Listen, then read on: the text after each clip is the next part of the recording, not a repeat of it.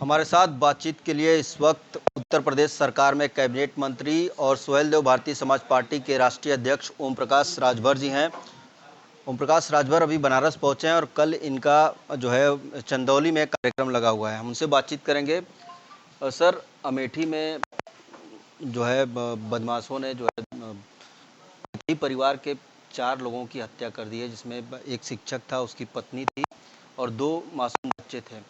हालांकि एसटीएफ ने जो आरोपी था उसे गिरफ्तार कर लिया है, पूछताछ भी जारी है, लेकिन इस घटना को लेकर कानून व्यवस्था पर लगातार विपक्ष सवाल उठा रहा है।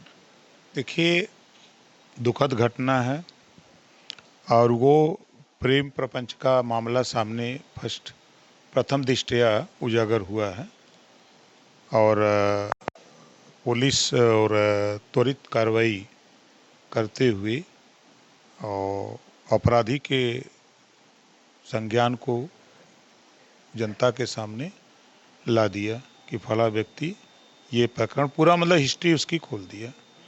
तो अब उस स्थिति में कानून को अगर कोई उंगली उठाता है तो उठाने वाले लोग अपने गिरेबान में झांक के देखें। अभी अभी विधायक के खिलाफ एफआईआर हुई, समाजवादी पार्टी के पूर्व विधायक के रेप के मामले में। मऊ में समाजवादी पार्टी के नेता रेप के मामले में। कुशीनगर में नकली नोट समाजवादी पार्टी के नेता। अयोध्या में रेप के मामले में समाजवादी पार्टी के नेता। कन्नौज में रेप के मामले में समाजवादी पार्टी के नेता। लेकिन मंत्री जी, सवाल इस बात का है कि जो शिक्षक की पत्नी थी वो रायबरेली में एक मुकदमा पंजीकृत कराई थी, जिसमें जो आरोपी चंदन वर्मा है उसके खिलाफ उन्होंने मुकदमा पंजीकृत कराया था। बाकायदे संगीन धाराओं में मुकदमा पंजीकृत हुई थी, छेड़खानी की मुकदमा पंजीकृत हुई थी। पुलिस उसमें कोई कार्रवाई नहीं की। अगर पुलिस उस समय कार्रवाई की होती तो इन लोगों की जान बच गई होती।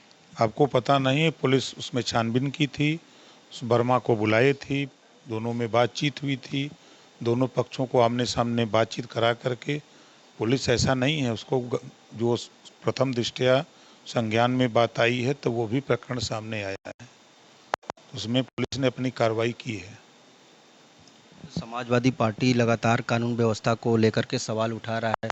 पिछले दिनों वाराणसी की अगर बात कर लें तो वाराणसी में दांदूपुर में एक अधजला शव मिला था, जिसको जांच में पुलिस ने जो है सुसाइड करार दिया है। उसको लेकर के भी सवाल खड़े हो रहे हैं।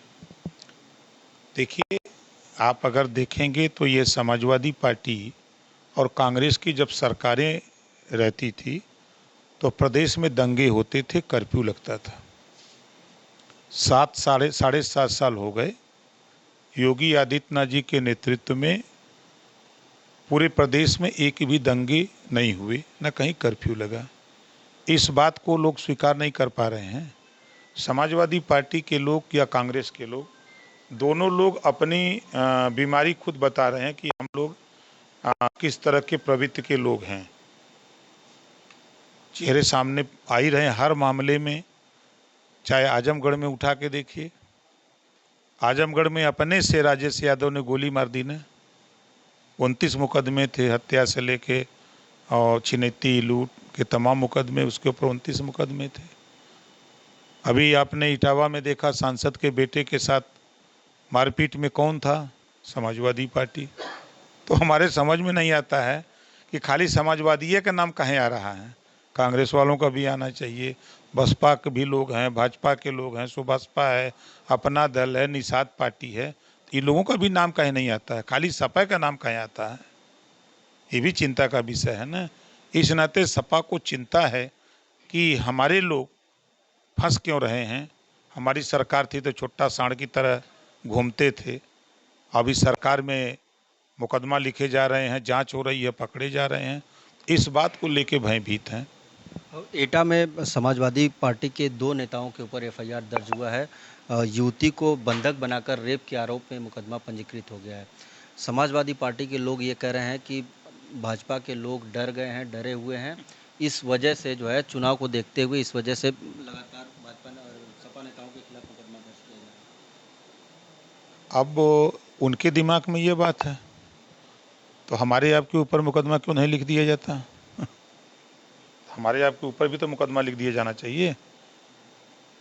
खाली वही लोग क्यों लिखा जा रहा है? गलत करने वाले लोग हैं। इस नाते हम तो खुद मैनपुरी में कार्यक्रम करने गए थे 11 सितंबर को। रात को हमारा ही पोस्टर फाड़ दिए। आपने देखा, खबर भी पढ़ा होगा सोशल मीडिया पर। हमारा पोस्टर फाड़ने वाले कौन लोग थे? जब हमने यहाँ से फ़ोन किया एसपी को, ये क्या तमाशा मचाए हो, तो पुलिस मैं फोर्स लेकर के पकड़ा तो पता लगा सपाही हैं। वो कह रहे थे कि हमारे ज़िले में कार्यक्रम इस पार्टी का क्यों हो रहा है? उनके बाप का है वो ज़िला, सबका है ना। 75 ज़िले सबके हैं। और जब पकड़ के दरोगा या सीईओ और एसपी दवाई किए तब कबूल कर लिए। वो तो ये भी कह रहे हैं कि जाति देख के जो है पुलिस कार्रवाई करी, लगातार आरोप। वो जातिवाद किए हैं। समाजवादी पार्टी के लोग हमेशा जातिवाद किए हैं। सरकार रही है तो 27% आरक्षण जो पिछड़ों को मिलता है, तो वो पिछड़ों के नाम पर समाजवादी पार्टी के नेता, चाहे अखिलेश जी मुख्यमंत्री रहे हो चाहे जो भी रहा हो, वो हमेशा यादव को बढ़ाने का काम किए हैं।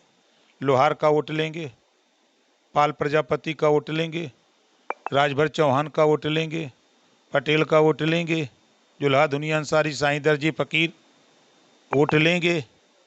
लेकिन जब वोट ले लेंगे, सरकार बन जाएगी, तब बोरा का बोरा जब ये वोट भर देते हैं, तब खाली झोरा इनको थमा देते हैं कि जाओ अब 5 साल झोरा में फिर भरना, उसको बोरा में डालना, फिर चुनाव आएगा तो हम मिलेंगे। यही काम तो किए हैं, जातिवाद किए हैं। जातिवाद जानते हैं।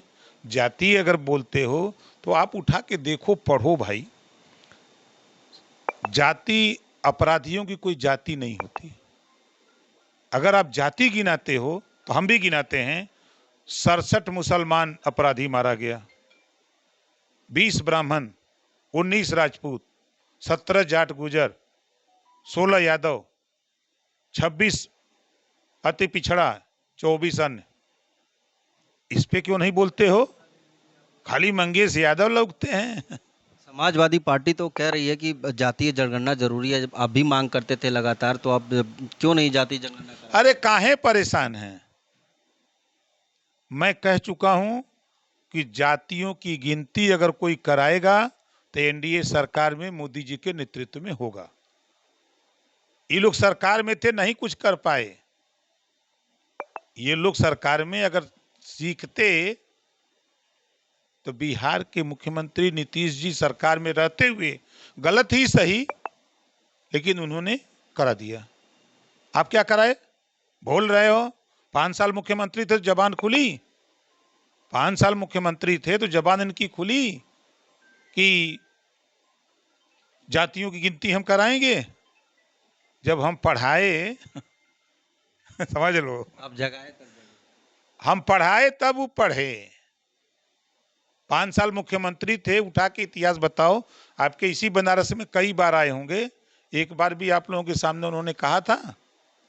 हम उनको पढ़ाए कि देखो ये है, गिनती करो, नाई, गोंड, पाल, प्रजापति, बिंद, केवट, मल्ला, लोहार, आरा, कर्कवंशी, बंजारा, बहेलिया, खंगार, जुल्हा, दुनिया अंसारी, शेख सैयद, पठान, ये कितना है, इन सब इन्होंने के गिनती करो।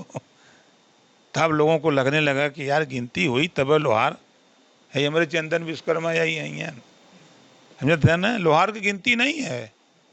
हर विधानसभा में 8,000, 10,000, 15,000 वोट है इनका, लेकिन गिनती नहीं है। शामिल बाजा की नहीं बचते हैं। अति पिछड़ा 48% अति पिछड़ों का वोट है, ऐसे शामिल बाजा की तरह बचते हैं। और एक आखिरी सवाल, उपचुनाव नज़दीक है, सभी राजनीतिक पार्टियां तैयारी कर रही हैं। आपका भी कई जगह कार्यक्रम लगा हुआ था पिछले दिनों में, लेकिन कांग्रेस और समाजवादी पार्टी में ऐसी चर्चा चल रही है कि सहमति नहीं बन पा रही है। कांग्रेस 5 सीट मांग रही है समाजवादी पार्टी से। क्या लगता है इनके बिखरने का? अरे दोनों चित्तू कांता हैं, ये सही हो जाएंगे। टाइम ये आई तय, ये वहीं लड़ रहे हैं ना, सब सही हो जाएंगे। अखिलेश यादव तो दावा कर रहे हैं कि क्लीन स्वीप होगा। नहीं, वो सही बोल रहे हैं। इस नाते देखो, दुमुहिया सांप की तरह बोलते हैं नेता। यही विपक्ष के नेता कहते हैं कि उपचुनाव सत्ता का चुनाव होता है, बोलते हैं ना। जनता भी जानती है कि विपक्ष में हम जितवा देंगे तो 2.5 साल रोना रोएगा कि हमारी सरकार नहीं है तो हम क्या विकास करें। तो जनता भी जानती है कि सत्ता पक्ष को चुनाव जितवा दो ताकि कुछ विकास का काम हो।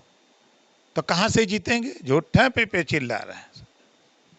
बहुत शुक्रिया बातचीत के लिए। तो ये थे हमारे साथ बातचीत के लिए कैबिनेट मंत्री ओम प्रकाश राजभर जी, जिन्होंने तमाम मुद्दों पर हमसे बातचीत की। वाराणसी से विनीत श्रीवास्तव, भारत समाचार।